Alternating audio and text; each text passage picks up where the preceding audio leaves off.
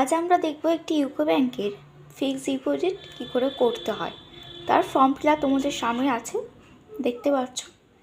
সর্বপ্রথম আমাদের কী লিখতে হবে, এখানে আমরা যে ইউকো ব্যাংকের যে আমাদের বইটা আছে যেখানে আমরা ফিক্সড ডিপোজিট করব, তার ব্রাঞ্চটা কোথায় আমাদের এখানে লিখতে হবে। দেন কী করতে হবে, আমাদের রিসিপ্ট, এখানে লেখা আছে receipt copy, account number, date of issue, এগুলো আমাদের এর মধ্যে যে কোনো দুটো করতে হবে না, একটি করতে হবে। ফর্ম ফিল আপে আমরা অ্যাকাউন্ট নম্বরটা লিখবো এখানে, যে আমাদের অ্যাকাউন্ট নম্বরে আমাদের ইউকো ব্যাংকটি আছে। ওকে, দেন আমরা কি করব, এখানে দেখতেই পাচ্ছ এখানে লেখা আছে I/you request to issue deposit receipt as under. আমরা এখানে যদি ফিক্সড ডিপোজিট করি তাহলে আমরা এখানে ফিক্সড ডিপোজিটের রাইটটা দেব। ওকে, দেন চলে আসো, দেখো লেখা আছে নেম। তোমরা যে ফিক্সড ডিপোজিটটা করছো বা করবে তারা একজন হতে পারো বা একাধিক লোক হতে পারো। তার জন্য কি করতে হবে, যদি একজন হও তাহলে প্রথমে নাম লিখবে, তারপরে টাইটেলটা দিয়ে দেবে। আর যদি একাধিক লোক হও তাহলে তারপরে এক এক করে সর্বোচ্চ 3 জন দিতে পারবে। তারপরে তাদের এজ দিতে হবে, বর্তমান অ্যাড্রেস অ্যান্ড অকুপেশন, তারা বর্তমানে কি কাজ করছে বা করে সেই অকুপেশনটা এখানে দিতে হবে। দেন লেখা আছে অ্যামাউন্ট ইন ওয়ার্ডস, তোমরা কত টাকা ফিক্সড ডিপোজিট করছো তার অ্যামাউন্টটা এখানে ওয়ার্ডে লিখতে হবে। এখানে যেমন লেখা আছে দেখো 1,50,000 অর্থাৎ 1,50,000, এখানে আমরা সংখ্যাটা লিখেছি। এবার তোমাদের ব্যাংকে যে রেট দেয় ইন্টারেস্ট দেয় সেটা তোমার ব্যাংক জানবে, সেটা ব্যাংক বসিয়ে দেবে অথবা তুমি জেনে বসাতে পারো। কত বছরের জন্য বা কত দিন কত মাস সেটা এখানে লিখতে হবে তুমি ফিক্সড ডিপোজিট করছো। দেন আছে ম্যাচুরিটি, তোমার এই 1.5 লাখ টাকার উপর কত ম্যাচুরিটি হচ্ছে সেটা লিখতে হবে, সেটাও তুমি না জানলে তোমার ব্যাংক বসিয়ে দেবে।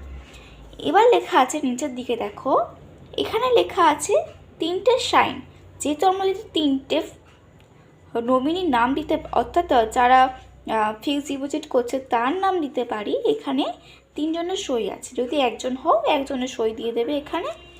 ওকে, দেন আসি এইটায়, এখানে আছে দেখো রিসিপ্ট কপি, এখানে আমরা সেই একই ব্রাঞ্চের নেমটা এখানে আমরা লিখিয়ে দেব।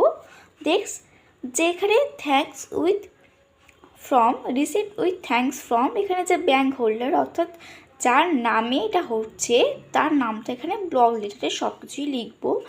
দেন এখানে ওয়ার্ড, রুপিস ইন ওয়ার্ড, এখানে যেমন আমি 1.5 লাখ টাকা এখানে ফিক্সড করেছি সেই 1.5 লাখ টাকাটা আমি এখানে লিখিয়ে দেবো।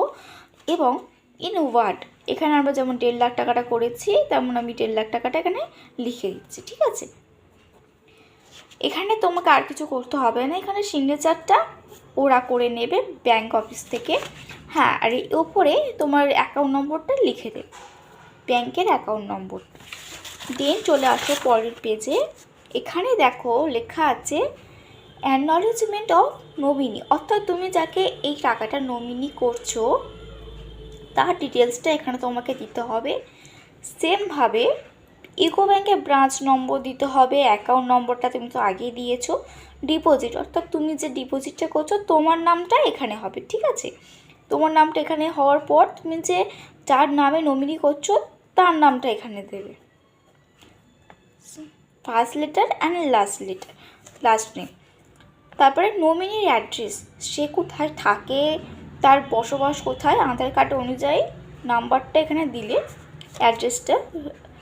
রিলেশন, এখানে তুমি যে তোমার যে যার নামে তুমি নমিনি করছো তার সাথে তোমার কী রিলেশন, তোমার কে হয় সেটি এখানে তোমাকে লিখতে হবে, আর এটা তোমার কিছু করার নেই।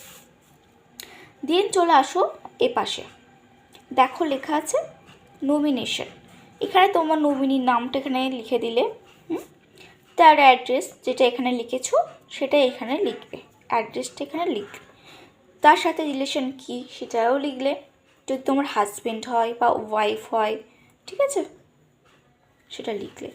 তার এখন বয়স কত, ধরো 55, সেটা এখন লিখলে।